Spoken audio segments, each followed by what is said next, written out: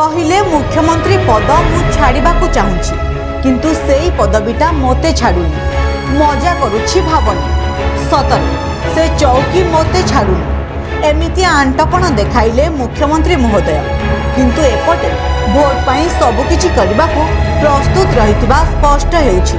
लोकंको आकृष्ट करबा पाई से एभली कार्य करुछंती जहाकी तांकर मुख्यमंत्री पद पाई केते लोभ ताहा सहजरे जना पड़ी जाउछि। से हेउछंती राजस्थान मुख्यमंत्री अशोक गहलोत योजना परे योजना करी भोटरों को आकृष्ट करने चेष्टा करुछंती। एबे इंदिरा गांधी स्मार्टफोन योजना करी बड़ मास्टर स्ट्रोक देछंती मुख्यमंत्री गहलोत।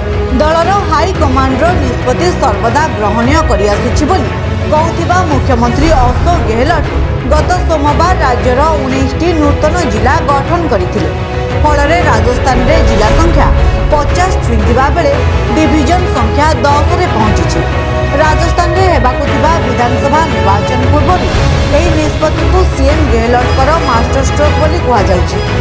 गहलोतकर घनिष्ठ स्वाधीन विधायक बाबूलाल नागरंकर डुडू एवं रामकेश मीनांक गंगापुर सीट विधानसभा निर्वाचन मंडली रे मध्य नुआ जिला गठन करा जाइछि।